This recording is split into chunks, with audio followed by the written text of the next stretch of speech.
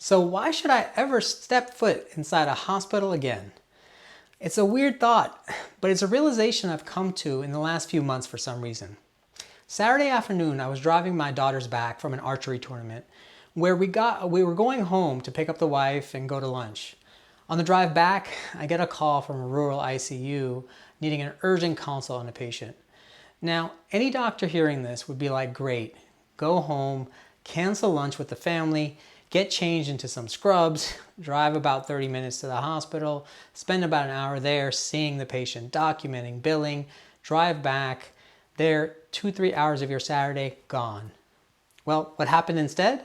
I talked to the intensivist over the phone for about 10 minutes while driving, got remotely logged in when I got home, reviewed the chart, visualized the patient via telehealth, placed orders, documented, went to lunch with the family like we planned.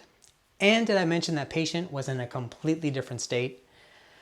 The patient got immediate care from a specialist, no transfer needed to a larger urban hospital system needed, and an efficient use of the physician's time. I've been working as a telehealth nephrologist with Access TeleCare for about 2 years now, a little over, now covering hospitals in Arkansas, serving rural patients. When most people think of telehealth, they think of the clinic outpatient setting, where you may virtually call your primary care doctor for an annual wellness visit or for like cold-like symptoms, then get a quick prescription called into your pharmacy. They don't think of the hospital inpatient setting where a doctor virtually calls into a mobile cart that gets moved room to room, med-surg, ICU, ER, within the confines of a hospital. Now, for someone who has done both, the hospital setting is far more productive, especially when it comes to complex patients.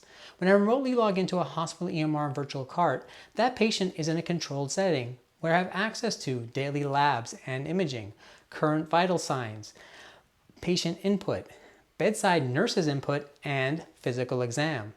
That is not necessarily the case for a lot of clinic outpatient telehealth, where you are subject to the patient's cognitive ability, how tech savvy they are, especially if they're elderly, what home support they have, the lack of physical exam, the lack of current vitals, and perhaps even a poor cellular or Wi-Fi connection. The hospital setting is the perfect scenario to implement a technology like telehealth. So again, why should I ever step foot inside a hospital again?